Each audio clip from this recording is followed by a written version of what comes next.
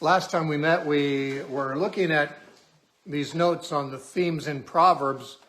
The theme we were talking about was wealth. The Proverbs, Solomon had a lot to say about wealth. He had a lot of wealth.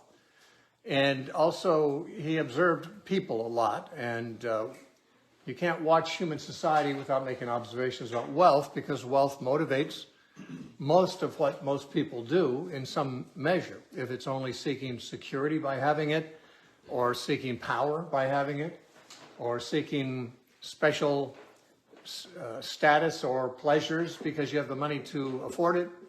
The kinds of things that motivate people are usually connected in some way with wealth. And so Solomon, who observed people and the world a lot and had a lot of wisdom at one point in his life, made observations. Now, some of these observations should not be very surprising to us, partly because we're raised in a culture that was highly influenced by the Bible, and many of the principles of wisdom that Solomon taught in Proverbs we may have heard from our youth even if we weren't Christians, because it's kind of in our culture, but not everything. Some of the things Solomon said are quite contrary to our cultural upbringing. We were talking last time about the first part of the page, and we were talking about hard work versus easy money, one of the main subjects in Proverbs. And that's connected very closely to the subject of the sluggard. One of Solomon's favorite caricatures was the sluggard, the lazy man. And I suppose we all have a temptation to be lazy, to let other people do as much of the work as possible. Not everyone succumbs to that temptation. Some people end up doing all the work and don't appear to be lazy at all. But for the most part, we would like to consume without too much involved in production. That's something that goes against nature ever since the fall. Adam and Eve were apparently given a rather easy job. I don't know. It might not have been extremely easy, but enjoyable job, tending a garden, which was already pre-cultivated. They just had to keep it going. And then when they sinned, they were cast out to the wilderness outside the garden, where they had to contend with thorns and thistles. And God told Adam, in the sweat of your face, you're going to eat your bread, and you're going to labor for it, and so forth. And since that time, obviously, if someone's going to eat, somebody has to work for it, even if it's only hunting and gathering work. I had a friend who lived for many months in Kauai in the jungle. And all he did was smoke weed and pick fruit, and lived on that for the most part.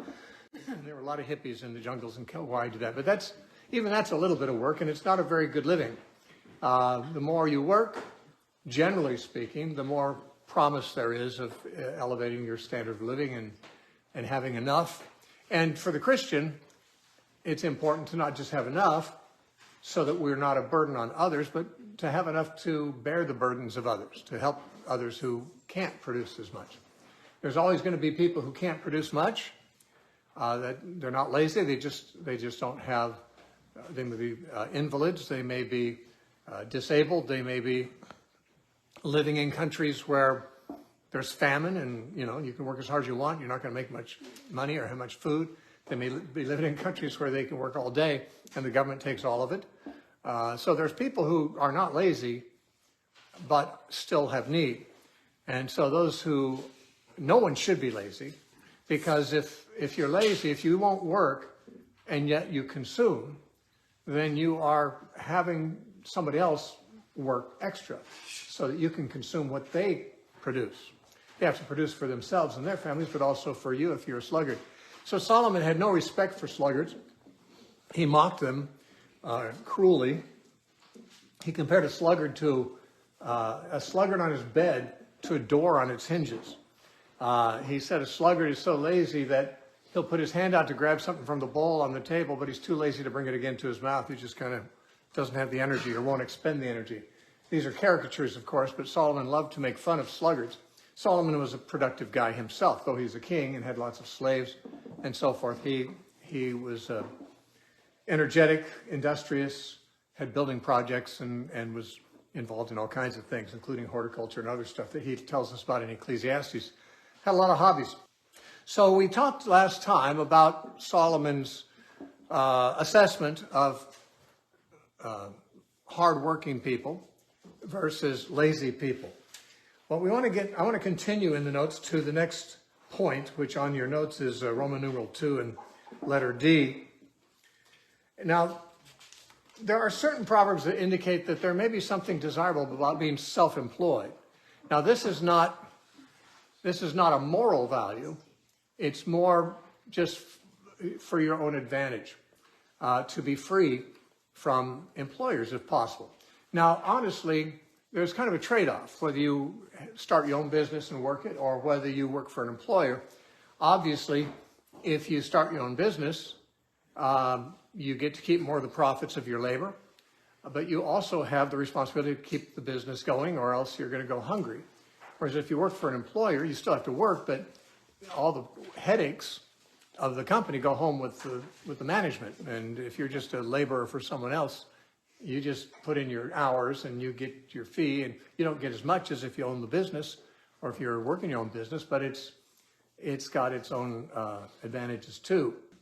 But there weren't big corporations in Solomon's day. There was no industrial revolution. Business was not highly developed as it is in modern times. People were either usually independently wealthy, probably because they inherited wealth and had slaves working for them, and so they're getting rich off slave labor, or they were peasants, normally dirt farmers, just working hard in the desert. And so Solomon seemed to think that the people who have their own little piece of land and can farm it are in a desirable situation. He didn't indicate that that's the way you'll get extremely rich, but he did indicate that can be a secure thing. And so let me see if I can find him. There's Proverbs 27, verses 23 through 27. He said, "Be diligent to know the state of your flocks and attend your herds, for riches are not forever, nor does a crown endure to all generations. When the hay is removed and the tender grass shows itself, and the herbs of the mountains are gathered in, the lambs will provide clothing for you, and the goats the price of a field.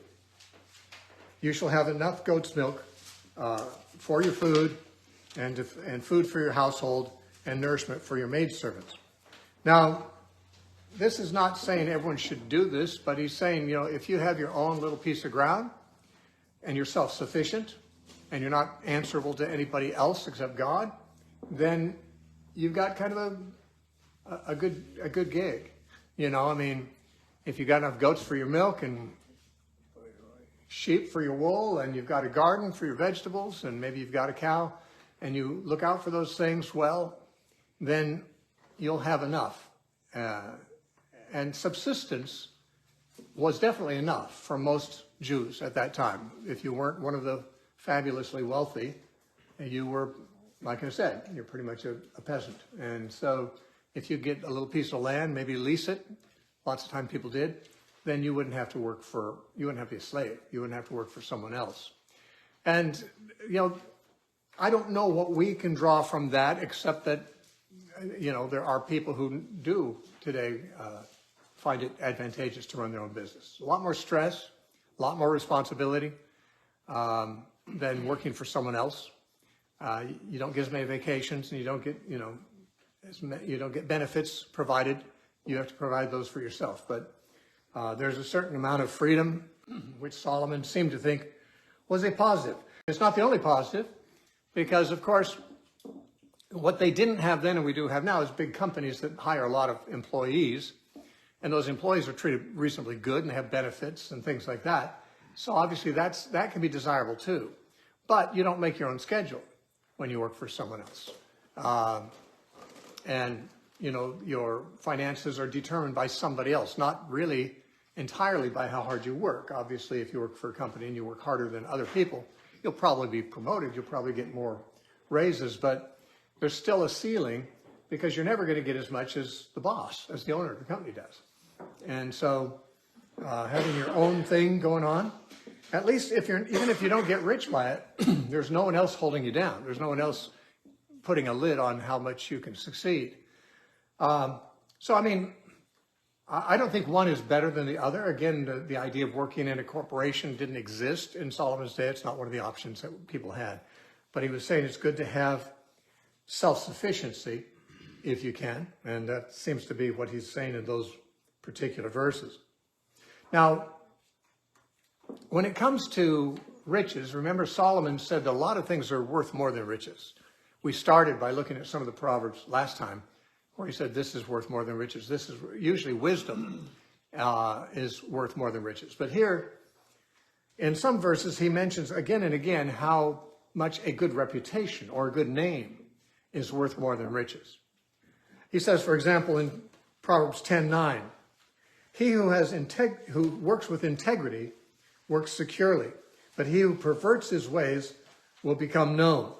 Now that's because he has a good name. The guy who works with integrity has a good name. People will want to hire him if he needs to be hired. People will trust him. He'll have more clients in his business. Many employers I've had friends and relatives who owned companies, and they mentioned it's really, really difficult to find laborers who are not just there to put in the minimum and get the most they can. It's, Paul said in Colossians chapter 3 that we should, if we're servants, of course he's talking to slaves, but if we're not slaves, but we're servants of someone else, an employee, he said that we should labor for them as unto the Lord, not with eye service, not just when they're looking, not just working hard when we can't get away with sloughing off, but work hard because the Lord's always working. He says, you're God's servant. And so to work with integrity, even if you don't get rich, is to be desired. It says in Proverbs 22:1, a good name is to be chosen rather than great riches, loving favor more than silver and gold. So to have people who respect you, who know you're an honest person, who you've got a good reputation with them, that's actually worth more than money. Because if you have a good reputation, there'll usually be people around who are willing to hire you. If you don't take long coffee breaks, longer than you're supposed to take, if you don't go to bathroom breaks between coffee breaks, if you don't do as little work as you can get away with, if the management sees or the boss sees that you're harder working than most people, that's going to count for something. At least if you don't make a lot of money, you'll be the last person they want to lay off because you're getting something done, and a lot of other sluggards are not. Proverbs 19:1, it says, better is the poor who walks in his integrity than one who is perverse with his lips and a fool. Now, better to be poor and walk in your integrity. Now, that's looking at a different angle, because I was saying that if you have integrity, you'll be in demand. You'll be valuable to an employer. You will usually be able to support yourself. And frankly, there's a very good chance that you'll be advanced in your profession if you're honest and so forth. But now he says integrity by itself is worth more than money. In other words, even if you don't get rich, having a clear conscience is worth more than riches. There's not very many people who are rich who have a truly clean conscience. People learn to live with whatever state their conscience is in. The Bible talks about people who have seared their conscience, says it's like cauterized it. Your conscience is that organ of you that senses right from wrong, senses if you're guilty of something or if you've done the right thing. That's what the conscience is. And like other sensitive organs, like the tips of your fingers, if you're a guitar player, when you start playing guitar for the first time, you hurt your fingers. After a week of continuing, you don't feel it anymore because you're not sensitive on your fingers anymore. Why? Because you keep afflicting them. The same affliction that made you want to stop, you just keep doing it and you ignore the affliction and it gets callous. Well, the conscience can happen that way too. When you do something wrong, your conscience bothers you. If you keep doing it anyway, by stages your conscience doesn't bother you, even though it's not any less wrong what you're doing. You just don't sense it's wrong. You get used to it. I remember hearing R.C. Sproul say that he didn't get saved till he was, I think, college age. And as a teenager, he said the first time he fornicated, he felt so guilty, he went home and vomited. He just felt so awful. He wasn't even a Christian. But he said he kept living in fornication. After a while, it didn't bother him at all, you know. It's amazing how you can just get used to the nagging of the conscience until it doesn't nag anymore. Or it nags, but you've muffled it. You've made it so you can't hear it. And to have a clear conscience is, I think, a rather rare wealth in our society, because most people make whatever compromises they think most people are making. A little bit of lying here, a little bit of, stealing here, a little bit of sloughing off where you should be working hard. Every time you do something you hope someone didn't see. Every time you do something you hope your boss didn't see. Anytime you realize this isn't quite what I should be doing, but everyone does this, and I'll probably get away with it, your conscience gets more cauterized, gets more desensitized. But it's not clean. It's not a clear conscience. It's a conscience that's still protesting, but you've shoved it down so you're not listening to it protest anymore. And so most people, I believe, live with a fair amount of nagging guilt, which they just ignore. And they would even deny to themselves that they feel any guilt anymore, because they've simply stifled it. And yet there's really nothing better than having a clear conscience, even though many times when your conscience is clear, you'll be falsely accused of things. I personally have been falsely accused of many things that I didn't do. Now, I've done bad things too. I haven't always done good things. But many times I was totally innocent of something, and someone turned against me and didn't, would gossip about me or lie about me and slander me. But I just felt like, well, my conscience is clear before God. What does it matter what somebody says about me? Well, it may matter if you lose your job over it. I've never been in a position to lose my ministry because I've never been hired by anyone. I've never talked about being self-employed. But I remember when I was young, I used to have to support my ministry on the side with side jobs. And I was living in Orange County, working at a little frozen yogurt place. It was called the Joy of Yogurt. It was at the mall in Costa Mesa. And everyone who worked there except me were family of the owner. And they'd sometimes have me close. And then the next morning they'd say, there was some money missing from the cash register after you closed. I'd say, really? How much? And they'd say, $8, $12, little amounts. But it was is perplexing, because I'm the one who took the money from the cash register and put it in the slot in the floor to the safe every day. And I began to get concerned, because every day they said there's money missing, and there was no one there but me who could have taken it. And I knew I wasn't doing it, so I thought maybe I'm counting back change wrong. So I began to double count change and make sure I didn't do anything wrong. And I'd say, surely nothing is missing now. But the next day they'd say, yeah, there was another $15 missing last night. And I thought, what in the world? I said, I don't know what to say. I'm not a relative of yours.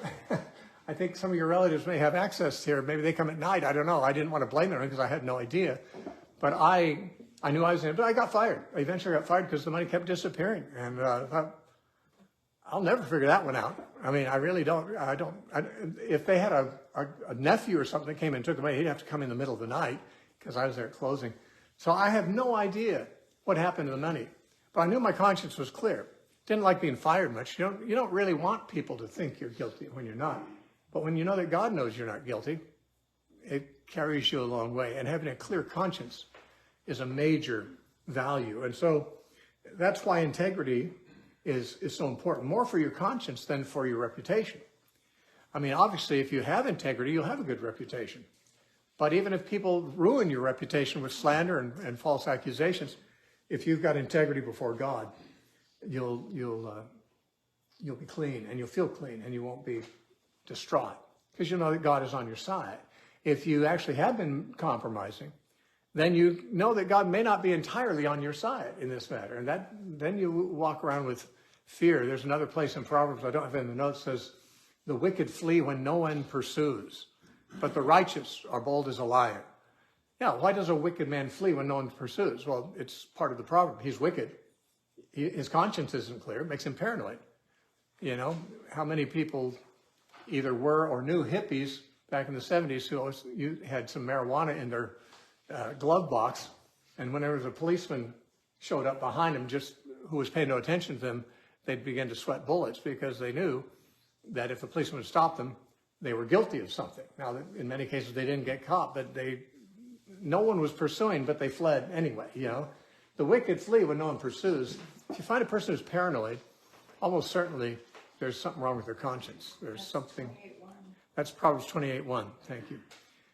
So, you know, integrity is important. It's even more important than money. But when it comes to money, dealing with integrity with money is something that Solomon has a lot to say about. He says in Proverbs 21:6, getting treasures by a lying tongue is a fleeting fantasy of those who seek death. Getting money by deceit, by fraud, by lying. I've never understood why people do that, but they must just value money a whole lot more than I ever could. I mean, why would I want to risk my reputation, risk my conscience, risk my integrity before God just to get some money? I mean, if I were starving to death, there might be a temptation. I've never been that starving.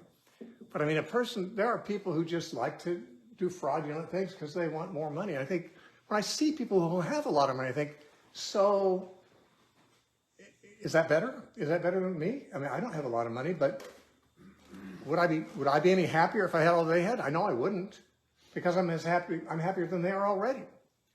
I've got to be happier than they are because they're willing to compromise their conscience to get more. They're not content. Contentment is, again, what you have when you have a clear conscience. When your conscience is clear, you're not afraid, you're not paranoid, you're not walking around hoping people don't find out something about you. And people who get treasures by a lying tongue, he said that's a fantasy. They think they're going to enjoy, I guess, the fruits of their frauds, but it's a fantasy, and it's going to fly away. It's you know, they may feel good that they got away with something briefly, but the joy is short-lived. I don't know. I don't have the impression that very many of the dishonest people I know have ever really been happy, and I don't think being dishonest helps them be happier. I think it has the opposite effect. In the next verse, no, it's not the next verse, sorry, it's Proverbs 20, verse 7. It says, the righteous man walks in his integrity. His children are blessed after him. Now, Solomon might have been thinking of leaving a blessing to your children in terms of finances, because he certainly left a lot of money to his kids.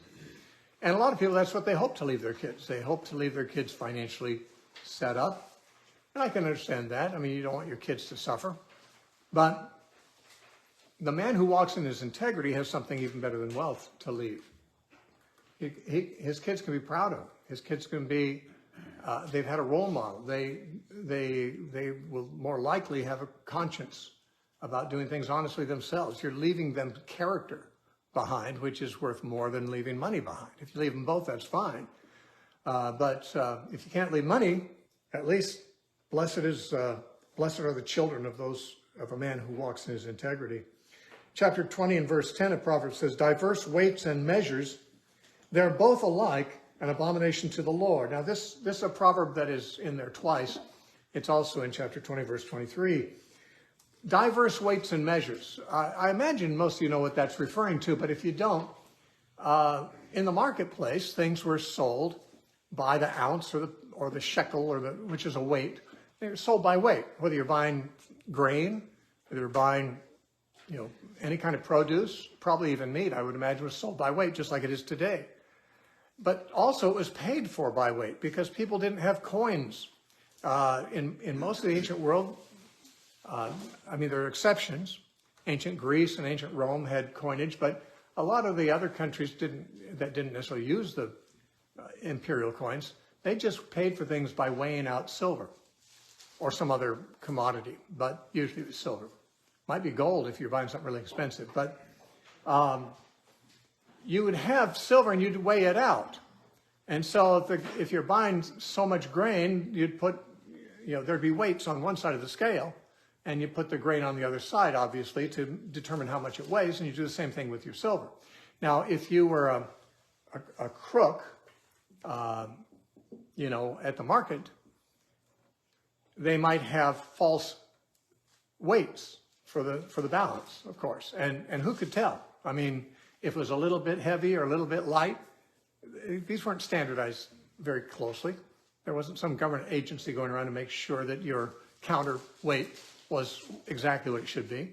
So it was very possible for someone to cheat. I remember seeing when I was a kid in a Mad magazine, one of those Don Martin comics where this I think it was a lady talking to the butcher across the counter. She said, "Don't try to cheat me. I see your finger on the scale." And it draws back and shows his fingers cut off. It's on the scale next to the meat she's buying. But putting the finger on the scale is sort of like having diverse weights. You know, you're faking the weight. So that when it says having diverse weights and diverse you know, measures, that's an abomination. In other words, cheating. When you cheat people in commerce. There's a similar kind of thought in Proverbs chapter 20 and verse 14. Proverbs 20 and verse 14. It says, "It is good for nothing, cries the buyer, but when he has gone his way, then he boasts."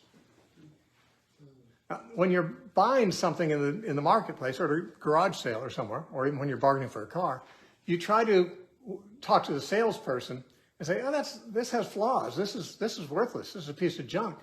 But then when you get it, you boast about the great thing you got. You know, in other words, when you're on the purchasing end, you try to downplay the value of the thing that you're buying so that you don't have to spend as much. But then on the other end, you boast to your friends about the good deal you got. So it's kind of another aspect of having false weights, not having quite integrity in the marketplace in buying and selling. So integrity and a good name, those are things that Solomon believes are very important. And frankly, there's a great proverb for the need to have excellence in what you do, whatever you do. And it's Proverbs 22:29, which says, "Do you see a man who excels in his work? He will stand before kings. He will not stand before unknown men." In other words, a man who's a laborer, maybe just a construction guy or something like that, who excels at his work, he takes it seriously. Let's say he works as unto the Lord. People will respect him. He'll stand before important people. He'll be hired, you know, when the big contractors want to hire somebody. And I've known many contractors, especially in the past decade or so, that have, you know, we've called them to come out and do something around here. Sometimes they've given us a bid. Sometimes we've agreed to it. And then they don't show up again. And they don't show up when they say they're going to show up. Sometimes they never show up at all. This hasn't happened 2 or 3 times. These are people who do not excel in their work, and they're kind of people that we're not going to recommend if somebody important wants some work done. We're just not going to recommend them because they don't excel at their work. To become excellent at what you do, even if it's a menial thing, is important. You know, Solomon said this. He also, there's a story in the story of Solomon about this, and that's about Jeroboam. Jeroboam was on Solomon's work crew when he was building the temple and he was building his other projects. Jeroboam was like a foreman on the crew. But, he was made foreman by Solomon because he was very diligent, because he was a good worker. Because he did good work, Solomon made him the foreman. And eventually God raised Jeroboam up to be the king of the northern kingdom after it split under Rehoboam. So, in fact, Solomon began to recognize that Jeroboam was going to fill that role, and he tried to kill him. And Jeroboam fled to Egypt to get away from him. Solomon was not at one of his better times in his life at that time. And so he tried to kill Jeroboam, and he fled to Egypt. But when Solomon died and the nation split in two, the northern tribes went down to Egypt, sought Jeroboam, had him come be their king. Because he was just a construction worker. You know, he wasn't an intellectual. He wasn't a politician of any kind. He just was a good foreman on the crew, and eventually he was made king. So Solomon didn't live to see that happen. So he may not have been obviously thinking of that case, but he does say, if you see a man who excels in his work, that man's going to stand before kings, and he'll become somebody important, even though the work he does might not be one of the more respected trades in itself. Now, one of the things that the Proverbs teaches clearly, and which all Christian teaching on money brings this out, and that is to avoid debt. Now, we live in a society that's all about debt. We borrow from banks, and the banks borrow and from each other, and there's interest on everything. Under the law of Moses, Israel was not allowed to charge interest if they lent to somebody. But usually the person who was borrowing because he was really poor. I mean, he was really borrowing because he couldn't put food on the table that day for his family, so he'd borrow. And the law of Moses forbids the Israelites from taking advantage of people in that condition and to lend to them. Don't charge interest. You're not allowed to charge interest. Although it did say you could charge interest to foreigners. So I'm not really sure what situation, probably similar situation. Poor foreigners, you could charge interest on that because you're supposed to treat your brother Israelites better. But debt is really only forbidden, we might say, in two places. And it's not really forbidden. The Bible does not forbid it. Some people think it's a sin to borrow money. The Bible doesn't say it's a sin to borrow money. One of the places that speaks of debt, but it's not really giving a rule about debt, is in Romans 13, which is often quoted when people are talking about debt. It's not really legislating that you can't go into debt, but it is saying something somewhat different. It's Romans 13:8, excuse me. Paul said, owe no one anything except to love one another. Now, owe no one anything sounds like don't go into debt, right? Because if you go into debt, you owe somebody. So some people see this as a moral sanction against borrowing. It actually is not intended that way. If you'll notice, this is a summary statement of the previous verses, where he said in the earlier verses, verse 7, render therefore to all their due. Taxes to whom taxes are due, customs to whom customs, fear to whom fear, honor to whom honor, owe no one anything except to love. Now what he's saying is, don't leave any obligation unmet. Don't remain in an indebted situation when you actually are supposed to have given over something, to pay taxes to people that taxes are due to. Now we usually pay our taxes, at the end of the year or something like that. So do we owe them all year long? Apparently. Yeah, we owe them. We're in debt. Even our light bills, we go in debt on a monthly basis for that. We use the electricity before we pay for it. We're in debt. We buy houses with debt. Now, it's almost impossible to live in our modern society without doing that. And Paul is not saying that it's immoral to have debt. He's saying, when he says, owe no one anything, what he actually is saying is, if you owe something, don't leave the debt outstanding. You know, how much do I owe for the electricity I've used this month before the electric company bills me? Well, I don't know, but I don't owe it until they bill me. I'm going into debt using it, but if I pay it on time, it's fine. If I'm buying a house, the bank really owns it. I don't. I'm buying it from the bank, and I'm paying payments when they're due. You know, so I'm not really neglecting a debt at all. I mean, there may be a balance on my debt. But if I'm paying on the agreed upon schedule, then I'm not going into further debt. I mean, there are nuances, obviously, to the whole subject of debt. And that's why the Bible doesn't say that it's a sin to have debt. If it was a sin to have debt, then Jesus shouldn't have said, lend to everyone who wants to borrow from you. Well, what, you're going to make them guilty now of being in debt to you? But of course, Jesus said, lend without expecting anything in return, which doesn't, you might say, well, why didn't he just give it? Well, I think that he meant there are times to give. He also says to give to the poor, but there are people who aren't that poor, but they need something at the moment, and they're willing to borrow it and repay it. And they don't want to give. They don't want to give up their dignity by just becoming a beggar. They just need a leg up at the moment, but they can pay it back, and they want to pay it back. They want to keep their dignity. So you lend to them. But Jesus said, expect nothing in return. In other words, if it turns out they can't pay you back, then just turn that into a gift, you know. It's not immoral to be in debt. But the Proverbs tells us it's definitely not a blessing to be in debt. And anyone who's had debt that was difficult to manage, even a mortgage on a house, it's a weight.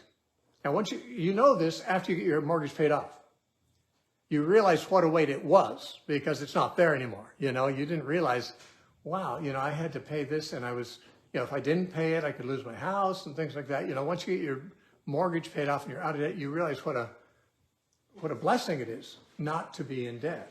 And to live debt-free is perhaps not 100% possible in all respects, but Solomon says it's desirable. And he says it in a single line, and this is probably the main verse in the Bible that discourages debt, but it doesn't forbid it. In Proverbs 22:7, he says, the rich rules over the poor, and the borrower is the servant to the lender. In other words, you're a slave. If you have to borrow money and you have to pay it back, you're working for that person now. You know, they own that money before you earn it. It's like you're a slave who's working for a master until you get that paid off. And you often feel somewhat enslaved if you, for example, have debt and you'd like to, you know, travel or something like that, and you realize, well, I have to work my job. I can't take 2 weeks off. I can't afford that. If you have no debt, you can live on subsistence level. You don't have to have much of anything if you have no debt. Just enough to put food in your mouth and to keep the lights on, you know, put a little gas in the car.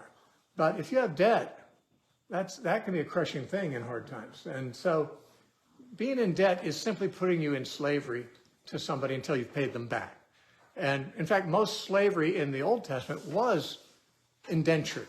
It was a debt. Somebody who couldn't pay his bills would indenture himself to somebody who would take him on as a slave for 7 years. And after 7 years, he's released. He's given his freedom because he'd paid off his debt, but he was a slave until it was paid off. And although we don't go into indentured slavery, there's a sense in which that principle remains. As long as you have somebody who has a claim on your money before you have the money you're working for now, they already own it. I mean, there's no sin in being a slave. The Bible doesn't forbid people to be slaves. Most people in biblical times were slaves and they weren't condemned for it. It's not their fault. But so it's not that being in debt or borrowing is itself a sin. It's not. It's not morally wrong. It's just a bummer. It's like a curse. It's like, you know, what a bummer to have to live with that hanging over your head. Now, it may be a sin if other factors render it so. That is to say, if the Bible says be content with such things as you have, and you're not, and you just go into debt because there's stuff you want that you can't afford, and you're living beyond your means, you know, just assuming that, well, I'll have enough to pay this later. Well, you don't know what tomorrow holds. You may not have enough to pay it later. We had a guest in our home last night, and his adult son is getting married, I think next week in Nashville. And he was saying that his son told him he's just got into $32,000 debt for a truck, which he didn't need. You know, and his dad was scolding him for that. You know, you don't want to go into your marriage with new debt over your head. I mean, debt is definitely not desirable, though we've gotten used to it because we can. Everybody has a credit card. You know, when my parents were growing up, they didn't have credit cards. Some stores did, you know. I think Sears, Roebuck, and May Company probably had credit cards that they issued to their customers. But these Visa cards that you can use on anything, that was unheard of when my parents were in college and when I was young. And now everyone, a kid, can get a credit card almost if his parents will co-sign. And so people just they don't live within their means. They just figure, well, I can eventually pay this back. And they get into serious problems. And, you know, the real blessedness is not to have debt. And the way to have no debt is to not live beyond your means. You know, if like when I got married, well, Dana had a house, so we were okay. But I mean, when I was younger, when I first got married as a teenager, when I was 19, I got married, I didn't have any money at all, or any guaranteed money at all. In fact, I never did in my whole life. And yet, that was the least of my concerns. And it was the least, frankly, of my bride's concerns, because they were hippies, they didn't want money either. But the thing is that there was no stress about money there. I don't remember there ever being stress, although we were poor. Just because we didn't go into debt. We lived without debt. And we lived subsistence level, which was okay. You might say, yeah, what wife would think that's okay? Well, I'll tell you, I had wives who complained about things, but they didn't complain about that. They never said anything about wanting more money, because, you know, that just wasn't the value we had. And so life is so easy in many respects, easier when you don't have any debt. And Solomon, when he says the borrower is the servant to the lender, anyone who's been under debt that they can't quickly pay off, they sense that. When something comes up that they could do if they weren't in debt, but they can't do it because they're in debt, they think, yeah, boy, can't wait till this is paid off. Because it's an indentured slavery of sorts. Now, Solomon has some things about the way you treat poor people and employees. Solomon had a lot of slaves, a lot of servants. He was never employed by anybody. But he says in chapter 3 of Proverbs, verses 27 and 28, do not withhold good from those to whom it is due. Now, what does that mean? That means somebody that has worked for you and it's time to pay them.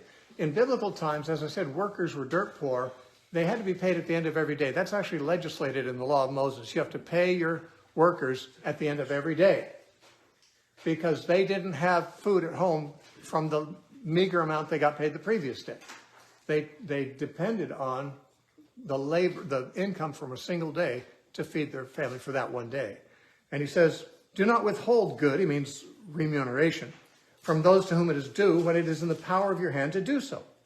Do not say to your neighbor, go and come back, and tomorrow I will give it, when you have it with you.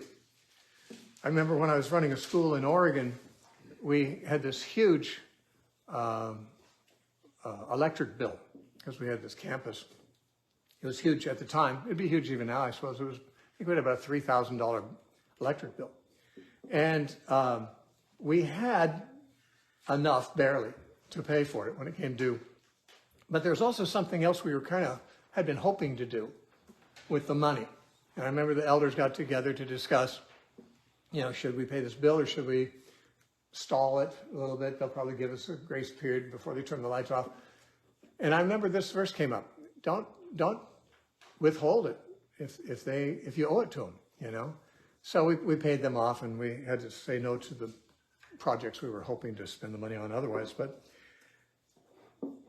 it's just nice, because that's another way to stay out of debt, obviously. Because if you don't pay on time, then you've got, from that point on until you pay it, a debt. And those do accumulate. I have tried to live without debt all my life, but I haven't managed it all the time. Once we bought a house in Oregon, and my grandmother donated almost enough to buy it, but not quite enough. And so I actually wanted to get a loan from a bank. I only needed $10,000. The rest of the house was paid for by a gift. And I only needed $10,000, but I had no guaranteed income. Never. And so the bank, of course, wouldn't give me a loan because I had no income. I went to my brother-in-law, who was pretty well off. I asked if he would co-sign. I didn't ask him to loan me the money. He didn't lend me the money. I didn't ask for it. But I said, would he co-sign on the loan for me? And he did. But of course, doing so, he knew that he might end up holding the bag, which he did not. It was a 3-year loan, and I got it paid off in 2 years. I was never so happy to get something paid off as that. But, I always made extra payments. So I didn't want to be in debt, even though there's somebody else on the hook for it, well, especially because someone else was on the hook for it. I kind of went against my own principles once when I used to travel and need to get rental cars, but I couldn't get rental cars because they needed credit cards. This is before they had debit cards. Yeah, I lived before there were debit cards. And I used debit cards for renting cars now, but when I'd go to Hawaii to teach for a while or something, I couldn't rent a car because I didn't have a credit card. I couldn't qualify for one. And eventually they came out with these ones where, I don't know, some bank sent me an offer of a low, like $5,000 limit or something like that for a credit card. I'll get that and I'll just use that for renting cars. I can, I never would rent a car if I couldn't pay for it with cash anyway, so but you need a card. So I started using it for that. And then there started to be books I needed. So my wife knows I need many, many books. She doesn't think I need as many as I need, but she knows the addiction. So I'd say, well, I'll buy these discount books from Christian Discount Book House. I can put them on a card. And I eventually ran up debts that I couldn't immediately pay off. My intention was to pay off the debt at the end of every month. And eventually I didn't. And so I just tore up my cards and I got it all paid off and never went into debt again, personally. I mean, there was still some debt on this house when I moved in with Dana, but I never incurred a personal debt again. And I won't. I don't need to. If there's, you know why? Because the promise of God is that you'll never lack for any good thing. And if there's things I can't afford that I would like to have, but I can't afford them, I lack for them, so they must not be a good thing. The Bible promises twice, those who fear the Lord shall not lack any good thing. So whatever I lack must not be good for me. And I have to just trust God on that. But He's certainly given me more than I desire in most respects. Just about every respect, frankly. Just treating people kindly when you owe them money or when they're your employees or whatever is what Solomon's talking about there. It says in Proverbs 22:16, he who oppresses the poor to increase riches, and he who gives to the rich surely come to poverty. Now, oppressing the poor so that you become rich is obviously a really bad thing, but also giving to the rich. And by this, I think he means trying to curry favor with the rich by bribes and gifts and things like that, which they don't need. Here you've got poor people that you're oppressing who need stuff, and you're catering to rich people to maintain relationships in the right kind of society you want to be in. Said the person who does that will come to poverty, not because of anything natural about that transaction happening, but because obviously it's in the providence of God. God will be disappointed and will bring you to poverty. Let me just go down to using money.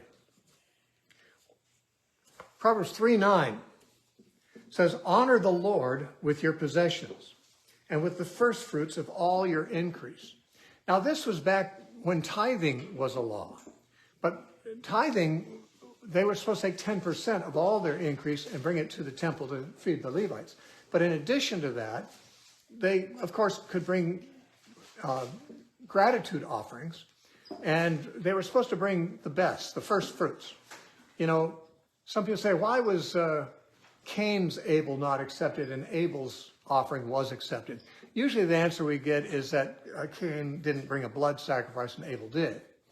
Another answer is from Hebrews 11 is that Cain didn't do it in faith and Abel brought it in faith. But we also read in Genesis that when Abel brought his offering, he brought of the firstlings of his flock. As he took the first of the increase of his flocks and gave that to the Lord. Putting God first in your finances is what Solomon says to do here. And with the first fruits of your increase, give to God. This was in addition to the tithes that they paid in the Old Testament. We don't have to pay tithes. That's not commanded in the New Testament. Giving 10% is not a rule in the New Testament. But giving to God or honoring God is because he owns all our stuff. And so whatever we have is his to be used in a way that honors him, in a way that pleases him, in a way that advances his concerns. Much of it has to do with giving to the poor.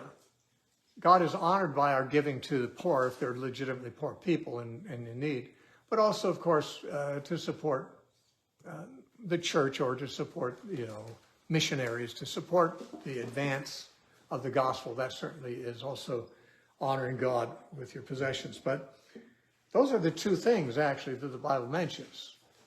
of course, providing for your family, that honors God too, by the way. And obviously some portion of your possessions is intended to be used that way. If you don't take care of your family, the Bible says you're worse than an unbeliever. Unbelievers take care of their families. You need to take care of yours. But on the other hand, wanting to take care of your family in a lavish, wealthy fashion is not particularly virtuous. After all, being wealthy isn't the best spiritual predictor of spiritual benefits. I mean, it's a financial predictor of spiritual benefit. Being wealthy, it's hard for a rich man to enter the kingdom of God, Jesus says. It's easier for a camel to go through the eye of the needle than for a rich man to enter the kingdom of God. So to make your kids rich, not necessarily the best thing you can do for them, you know, if it makes it harder for them to enter the kingdom of God. But taking care of your kids is obviously a biblical mandate. But apart from that, supporting the Word of God, supporting the poor, these are the things that honors God with your finances. And speaking of the poor, there's quite a few proverbs about that. I'll just read through them quickly. Proverbs 11:24 through 25. There is one who scatters and yet increases more. And there is one who withholds more than is right, but it leads to poverty. The generous soul will be made rich, and he who waters will also be watered himself. Proverbs 19:17. He who has pity on the poor lends to the Lord, and he will pay back what he has given. Now, having pity to the poor, of course, means helping them out financially. If you help the poor, you're lending to the Lord. Now, he could have said you're giving to the Lord, because Jesus said, inasmuch as you do it to the least of these, my brethren, you've done it to me.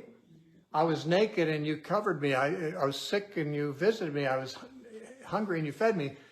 And as much as you did it to the least of these, my brethren, you did it to me. So he could just say, whoever helps the poor, that's giving to God. And that's true. But he uses the word lends to the Lord because he considers that God counts himself indebted to you on that. Not that God really is ever indebted to you in reality. You're going to be infinitely indebted to him no matter how much he does for you. You always receive more than you give. That's why you have some left over when you give. Everything you have is from the Lord. No matter how much you give, unless it's all of it, you have received more than you've given. So we always have received more than we've given. But God nonetheless graciously counts himself indebted when you help the poor.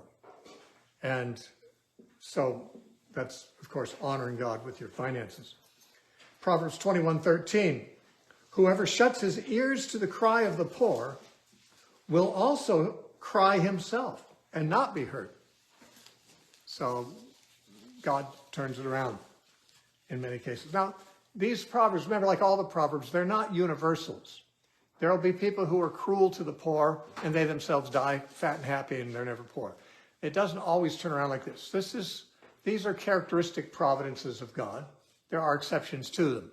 That's how proverbs are. Proverbs are generalities. They're not promises. They're not prophecies. They're not laws. They're different than other parts of Scripture in that they're observations. They're observations about generalities. And that's a general providence of God, that if you are not kind to the poor, you may very well end up not being heard when you cry out for help.